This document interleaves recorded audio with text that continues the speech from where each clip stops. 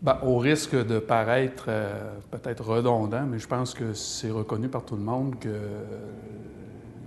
l'approche réseau, c'est probablement un des moyens les plus porteurs pour effectivement adresser les problèmes de santé puis les problèmes de bien-être. Quand on sait que les problèmes de santé puis les problèmes de bien-être, ben oui, il y a des problèmes liés à l'offre de services, mais c'est beaucoup plus large que ça. Donc, comme on dit souvent, la santé, ce n'est pas que la question du réseau de la santé et des services sociaux, c'est multifactoriel, c'est plusieurs dimensions. Donc, l'approche réseau, ça s'inscrit notamment dans cette perspective-là.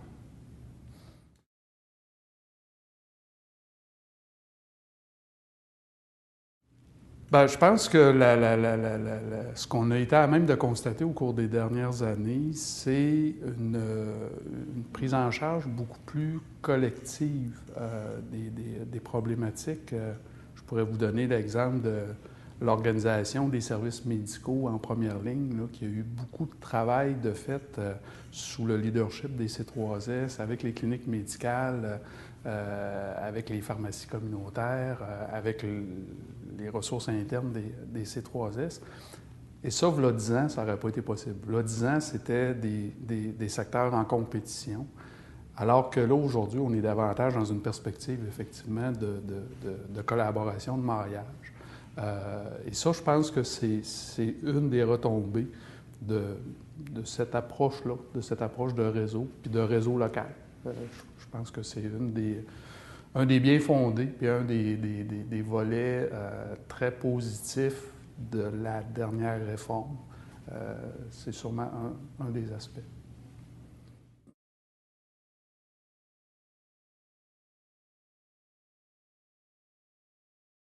Pour la région de la capitale nationale, on sait qu'on a une particularité dans le sens où le réseau de santé et de services sociaux, on est demeuré avec des organisations relativement autonomes au niveau administratif. Donc, il n'y a pas eu l'intégration administrative qui s'est faite dans d'autres régions du Québec, là, où c'est qu'on retrouve des centres de santé qui regroupent l'ensemble des missions. Dans Québec métro, les milieux hospitaliers sont demeurés les centres hospitaliers et les centres de santé, ben, oui, ont intégré la mission CLSC, centre d'hébergement, mais il y a un enjeu, donc, de faire comme si, malgré le fait que ça n'existe pas. Et ça, je pense, nous, on a joué un rôle, je pense, me risquerais à dire aidant, facilitant là-dedans. Puis on continue à le faire dans le sens où il est important, malgré le fait que cette intégration administrative-là n'a pas été faite, qu'on atteigne les mêmes résultats comme si cette intégration-là était faite. Et ça, à ce titre-là, nous, on va jouer souvent un rôle de facilitateur, de médiateur, parce que là où l'intégration administrative a été faite, ben, c'est sûr qu'il y a de l'arbitrage interne qui se fait, qui n'a pas besoin d'être fait au niveau régional. Alors que dans la région de Québec, ben, cette particularité-là nous a amené, nous, à jouer un rôle. L'autre élément aussi, c'est qu'au-delà de la dimension, je dirais, intégration administrative, c'est que la région de la capitale nationale, ben, c'est pas le bas du fleuve, c'est pas la Côte-Nord. La population est très mobile. Donc, il y a un enjeu de cohérence entre les territoires. Les gens de Portneuf consomment à Québec. Les gens de Québec-Nord consomment à Vieille-Capitale. Bon, inversement. Donc, on n'a pas une population qui est captive par rapport à sa consommation de services de façon générale. Là, il y a des services de proximité, ça c'est clair. Mais la notion de territoire pour le citoyen, ça ne fait pas tellement sens. Donc, il y a un enjeu de cohérence au niveau d'une offre de services régionale, tout en maintenant une autonomie au niveau local. C'est l'équilibre qu'il faut trouver là, entre le rôle des C3S au niveau de l'animation de leur réseau local et nous, notre rôle au niveau de l'animation plus régionale comme tel.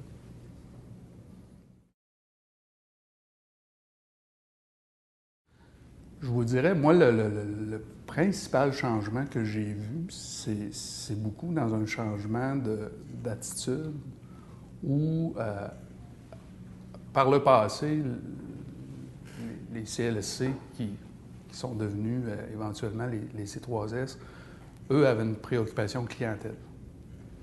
Et on a vu le changement, là, de migrer d'une préoccupation de clientèle vers une préoccupation populationnelle. Ça a changé beaucoup l'angle d'approche, le paradigme, qui fait en sorte que c'est pas encore à maturité, mais on voit cette préoccupation-là où, même si ce n'est pas le client immédiat de l'établissement, bien, c'est le citoyen du territoire. Et ça, c'est très présent, ça, dans la préoccupation des décideurs locaux.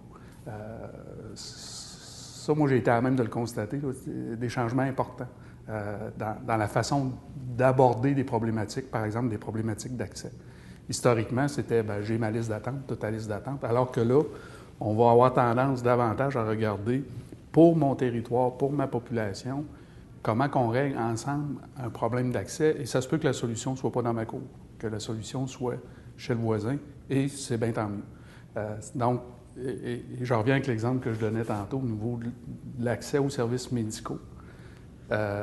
Ça, on a vu ce changement-là d'attitude du côté des centres de santé, où ils se sont dit, bien, comment est-ce qu'on peut travailler avec nos partenaires des cliniques médicales pour assurer un accès à la population de notre territoire.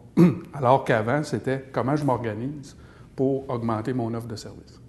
Bon, c'est complètement différent comme approche. Donc, on est passé vraiment d'une approche clientèle à une responsabilité populationnelle, là, comme je disais tantôt, qui n'est pas rendue à terme, là, mais il y a quelque chose de profond qui s'est passé, là.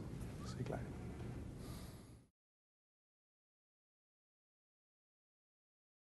Je vous dirais le principal, quitte à tomber un petit peu dans la philosophie, là, je pense, c'est de ne pas perdre le sens de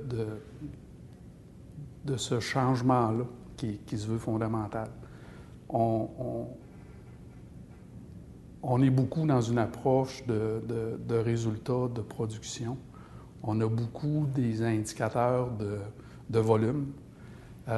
Et ça peut devenir un risque ou un danger quand on veut s'inscrire dans une perspective plus d'approche populationnelle, d'amélioration de santé, bien-être, quand on n'a pas nécessairement d'indicateurs de performance de système. On a plus des indicateurs de production et c'est pas neutre. C'est pas neutre parce que ça peut lancer le message que ce qui est important, ce qui est reconnu, c'est la production.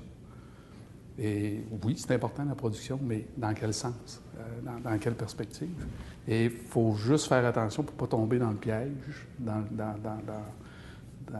effectivement, dans ce piège-là, qui ferait en sorte qu'on perdrait le sens de ce qui était souhaité à l'origine. C'était justement de faire en sorte qu'il y ait une forme de responsabilité locale à l'égard de l'amélioration de la santé et du bien-être. Et conséquemment, bien, le risque, c'est de penser que la santé et le bien-être, bien, ce n'est qu'une question d'organisation de services puis d'offre de services. C'est beaucoup plus large que ça. Et ça, on n'a pas encore réussi cette étape-là. Les dernières années, je pense qu'on a beaucoup mis l'accent, puis c'était correct, il fallait passer par là, sur des enjeux de continuité, des enjeux de responsabilité, de trajectoire. Puis ça, on a fait des pas très importants là-dessus. Il va falloir, à un moment donné, aller plus loin puis dire, bien, maintenant, comment est-ce qu'on se donne collectivement des objectifs d'amélioration de santé et de bien-être. Et la solution n'est pas nécessairement dans le réseau de la santé et des services sociaux, et dans le logement social, et dans les activités de loisirs, et dans les centres de petite enfance. Bref, elle est souvent ailleurs que dans notre business à nous. Et ça, c'est pas encore, je dirais, au rendez-vous comme on le souhaiterait, là.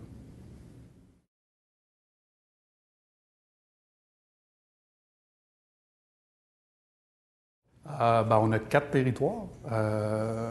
Territoire de Charlevoix qui est très autonome en termes d'offres de services de première et même de deuxième ligne. On est à un niveau d'autonomie de 90 là. Puis c'est le seul territoire où on a un centre de santé au sens pur du terme, c'est-à-dire avec l'intégration de l'ensemble des missions. Ensuite de ça, l'autre territoire qui est plus excentrique, c'est Portneuf, avec quand même une population de 45 000 et quelques personnes. Donc, c'est quand même un territoire important. Davantage rural ou semi-urbain, où là, on n'a pas d'installation hospitalière telle quelle, donc une consommation de services hospitaliers vers Québec, malgré, pour certaines parties du territoire, là, une difficulté d'accessibilité. Donc ça, c'est nos deux territoires, je dirais, là, plus périphériques. Puis pour ce qui est du Québec métro comme tel, ben, Québec-Nord, qui est davantage un territoire, bon, deux populations sensiblement là, équivalentes, là, 260 000 à peu près, mais beaucoup plus étalées du côté de Québec-Nord, une approche davantage banlieue, semi-urbaine, alors que Vieille-Capitale, là, c'est le centre-ville. C'est avec les problématiques propres au centre-ville, la concentration de certaines problématiques. Fait que c'est... En gros, c'est ça. Puis aussi, des organisations de services qui découlent d'histoire. Donc, beaucoup de services qui ont été développés historiquement dans le centre-ville. Et la population qui s'installe en dehors du centre-ville. Donc, ça crée l'enjeu de comment est-ce qu'on redéploie certains services vers les banlieues.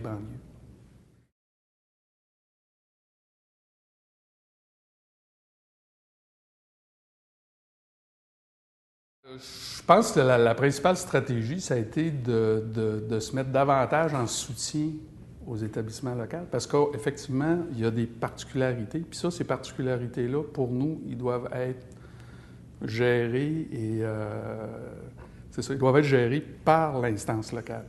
Je vais donner juste un exemple. Du côté de Portneuf, ils ont installé, puis ça roule encore, ce qu'ils appellent, eux, leur conseil du partenariat, où c'est qu'une ou deux fois par année, nous, on a été là au début pour un petit peu réfléchir avec eux sur le concept. Parce qu'on était tous des juniors là-dedans. On disait, ça veut dire quoi, ça, la responsabilité populationnelle? Comment est-ce qu'on fait ça? Un réseau local, c'est quoi cette affaire-là? Donc, on a travaillé avec nos C3S en disant, bien, ça veut dire quoi, ça? Ça veut dire quoi, des partenaires? Puis comment on aborde ça, du partenariat avec des organismes communautaires, avec la pharmacie du milieu, avec le cabinet privé, avec l'école, bon, etc. Mais une fois ça compris, partagé, bien, je veux dire, les meilleurs pour animer ça, c'est pas nous autres. Définitivement, c'est pas nous. C'est les centres de santé et, honnêtement, ils sont très bons là-dedans. Nous, par ailleurs, suite à ça, bien là, l'enjeu qu'on a, nous, c'est de s'assurer, lorsqu'on tombe dans des enjeux d'allocation de ressources, qu'on tient compte des particularités de population pour être le plus équitable possible dans la répartition des ressources. Donc, nous, il faut raffiner, je dirais, nos modèles d'allocation de ressources, nos modèles de reddition de comptes. Donc, on est davantage là-dedans. Mais pour nous, c'est clair que les centres de santé doivent être les leaders au niveau local et ils le font très bien, quant à moi.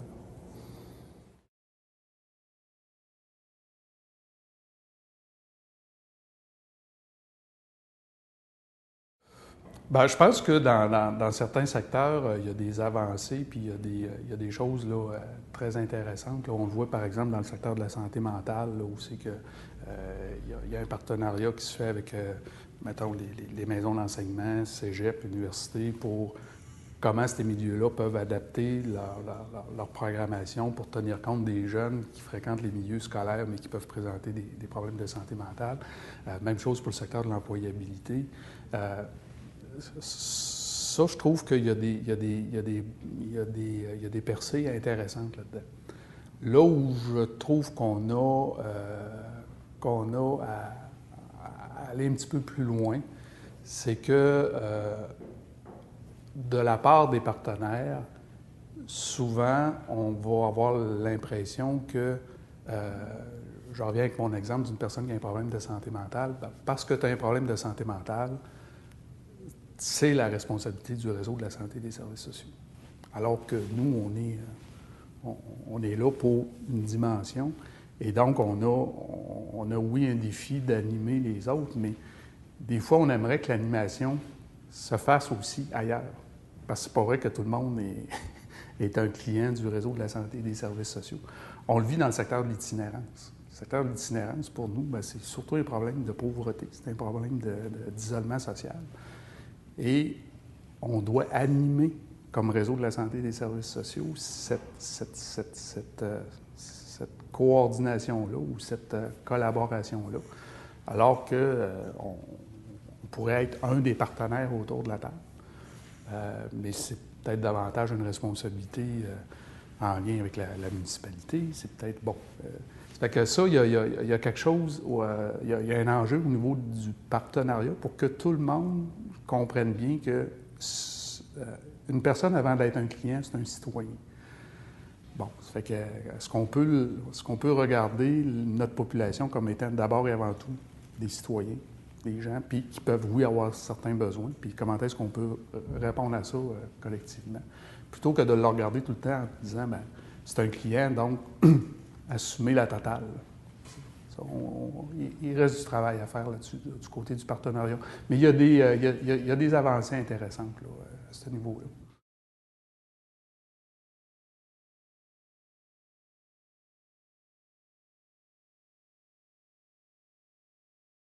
Ça peut paraître simpliste, mais nous, ce qu'on s'est rendu compte, c'est quand on a des vrais enjeux, des vraies problématiques, des vrais problèmes, puis qu'on assoit le monde, puis qu'on le prend très, très terre à terre, très groundé, c'est assez spectaculaire comment est-ce que, assez rapidement, les gens vont dire « Ouais, ça c'est mon bout, ça c'est mon bout ». Bref, on ne tombe pas dans les grands modèles, puis ça, là. Donc, je pourrais vous donner un exemple. À un moment donné, le secteur de l'habitation nous a interpellés comme agence en disant « Là, on a un problème parce que dans les HLM, puis on veut que vous nous financiez des ressources dans le milieu. » On a dit « Bien, expliquez-nous c'est quoi votre problème, pour se rendre compte que, essentiellement, ce qu'eux souhaitaient, c'était d'avoir un corridor particulier avec les équipes de santé mentale de première ligne. Mais leur façon, eux, de le réfléchir, c'est qu'ils disaient, bien, si on pouvait avoir notre ticket à nous autres, bien, tu sais, on s'organiserait. Fait que nous, là, on les a amenés en disant, bien, vos locataires, bien, vos locataires, c'est des locataires. Bon, si certains ont des besoins, là, est-ce qu'on peut mieux travailler ensemble? Et très rapidement, là, les gens ont dit, ah, ben oui, il y a d'autres. Puis on vient de finaliser des travaux avec le ministère de la Sécurité publique au niveau des détenus. On avait beaucoup l'approche de dire, bien, du côté de notre réseau, un détenu, ça c'est l'affaire du centre de détention. Bien non, un détenu, c'est un citoyen qui, pendant un temps, sa maison, c'est Orsainville. Bien, comment est-ce qu'on peut mieux travailler ensemble? Puis, quand on le prend sur des situations très concrètes, les rôles et les responsabilités, là, ça se clarifie. Puis là, les gens ont moins l'impression ont moins peur de se faire domper, excusez l'expression, les responsabilités. Donc, c'est un petit peu comme ça qu'on travaille, c'est d'y aller sur des situations très, très concrètes. Et ça fait des petits. Quand on a un succès, bien, on bâtit là-dessus, puis ça établit le partenariat. Parce que le réseau, hein, le réseautage, c'est du monde qui se parle. Donc, c'est du monde qui se connaît, c'est du monde qui se font confiance. Bon, oui, des structures qui peuvent favoriser ça, mais à la base, là, c'est des gens c'est des réseaux humains.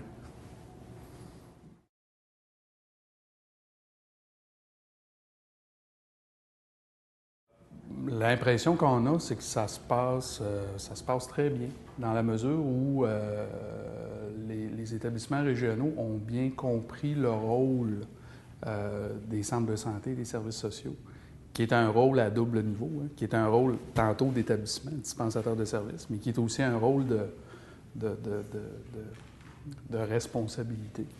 Ça fait que quand on regarde ça, il y a des secteurs d'activité où c'est que je dirais l'interface puis la complémentarité entre les centres de santé et les établissements régionaux est très, très bien campée. D'autres, c'est à venir. Essentiellement, c'est une question d'énergie qu'on met là, dans des secteurs. Santé mentale, ça roule très bien. Secteur personnes âgées, ça roule très bien dans cette dynamique-là, je vous dirais. Jeunesse, ça va très bien. Tout le secteur des services aux personnes handicapées, conceptuellement, c'est bien là, mais il reste à le vivre. Puis l'entente qu'on avait prise régionalement, c'est qu'on ne les prenait pas toutes de front. La bouchée aurait été trop grosse. Fait qu'on avait priorisé santé mentale, personnes âgées, certaines problématiques de santé, jeunesse. Puis là, on tombe, je dirais, moi, dans la deuxième génération. C'est-à-dire tout le secteur de la dépendance, la déficience intellectuelle, la déficience physique. Mais il s'est fait quand même des travaux. Là. Mais les établissements régionaux se voient de plus en plus comme, effectivement, en appui à la première ligne, puis se voient davantage dans une perspective d'épisodes de service dans la vie des gens et non pas dans une prise en charge là, vitam aeternam.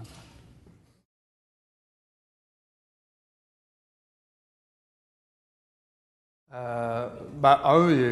y a moins de structure. Hein. Ça a été assez spectaculaire, d'un. De deux,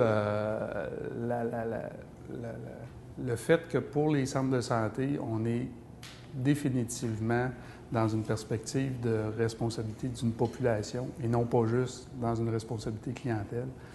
Ça, pour moi, c'est très majeur.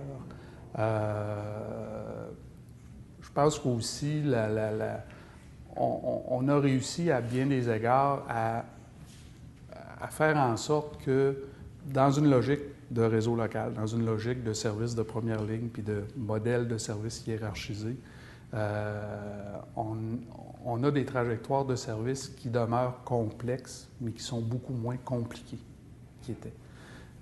En 2004, c'était compliqué. On a déjà fait des diagrammes de cheminement de clientèle. C'était assez schizophrénique, là, les trajectoires. Et on faisait le bilan pas plus tard que là 2 mois. On reprenait dans certains programmes et on disait, aujourd'hui, voici comment ça se passe. Et ça s'est beaucoup simplifié. Ça demeure complexe, ceci étant dit. Il y a des situations complexes, mais c'est beaucoup plus simple. L'imputabilité est plus claire, la responsabilité est plus claire. Ça, je pense qu'on a fait des avancées.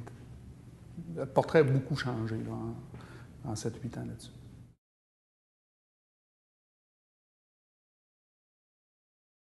Je vous dirais, je pense, vu de ma lecture, là, c'est à géométrie variable, dépendamment des secteurs d'activité. Il y a certains programmes, je vais vous donner l'exemple de l'Organisation des services médicaux de première ligne. Ça m'apparaît assez clair que les partenaires ont reconnu un rôle très, très clair d'animation puis de coordination du côté des C3S. Et ils ont assumé ce rôle-là avec les résultats qu'on connaît aujourd'hui. L'implantation des GMF, des cliniques réseau, tout le maillage qui se fait entre les cliniques médicales. Dans certains autres secteurs, on est encore, je pense, à l'étape où, pour le C3S, c'est difficile de jouer ce rôle-là d'animateur et de dispensateur de services. En santé mentale, c'est plus difficile. Puis on peut le comprendre parce qu'il y a beaucoup de partenaires au niveau local et des fois, il y a des enjeux de redéploiement de ressources, d'affectation budgétaire. Et le C3S, des fois, se retrouve dans une situation très inconfortable de coordonner une offre de service puis de coordonner une planification de service versus je suis en même temps un des dispensateurs de services. Ça, et c'est là souvent, nous, qu'on vient un petit peu, je vous dirais, suppléer ou travailler en collaboration avec les C3S, là, dans le respect de leurs responsabilités, mais je pense qu'on vient un petit peu les aider là, dans ce rôle-là qui n'est pas évident, d'être tantôt un dispensateur, puis tantôt un objet de planificateur. C'est comme si tu demandais au coach d'être sur la glace en même temps. C'est pas tout le temps évident. Là.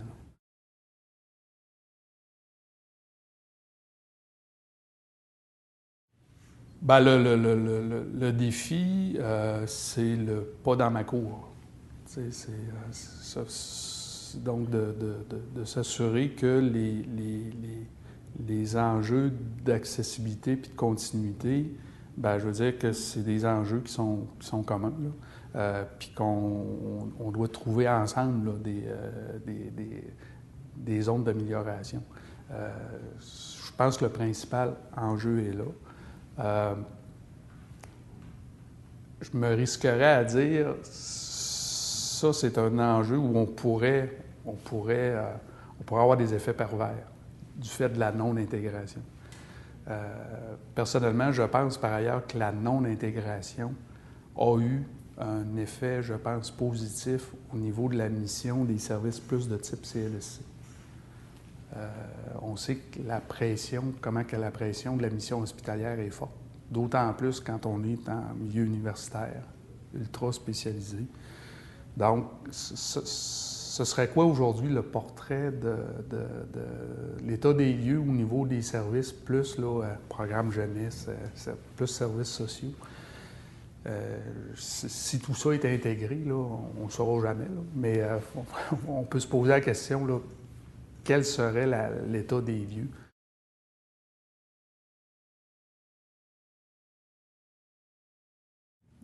Bien, je pense que conceptuellement, on est pas mal avancé là-dessus. Je pense que tout le monde, il y a personne qui va faire des grands sparages liés au fait que, effectivement, l'enjeu de la santé, c'est l'environnement, c'est les conditions de vie. Bref, donc, au niveau du discours, ça, je pense que depuis les 20 dernières années, il y a quelque chose qui s'est installé.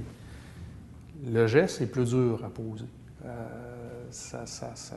On est, à tort ou à raison, on est encore très, très sensible comme collectivité à ça bloque des urgences, l'accès à la chirurgie. Bon, fait que c'est plus winner d'investir dans des chirurgies de la hanche que d'investir dans la réparation des trottoirs pour prévenir les chutes. Bon, ça fait que je pense qu'on a encore un petit peu de misère à poser des gestes parce que dans le jargon populaire, la santé, c'est ce qui est mis dans la réparation. C'est ça, la santé. Puis quand on entend nos élus, ben on met 47 % du budget dans la santé, on met 47 % dans la réparation. La santé, c'est plus large que ça. Mais le discours, ça laisse entendre que ben, la santé, c'est les hôpitaux, puis c'est les établissements qui réparent. Mais c'est beaucoup plus large que ça. Mais donc, je pense qu'on a de la misère à poser les gestes sur le fait de dire, ben, peut-être que collectivement, on a des choix à faire qui sont plus en amont, puis qui sont aussi de la santé. Puis un investissement dans un réseau de garderies, c'est de la santé aussi. Mais c'est pas présenté comme ça. Ce qui est de la santé, c'est les scans, c'est les urgences, c'est l'accès à la chirurgie, c'est ça la santé. Bon. Fait que je pense qu'on a un enjeu de discours qui mériterait, moi je pense, d'être ramené sur d'autres dimensions.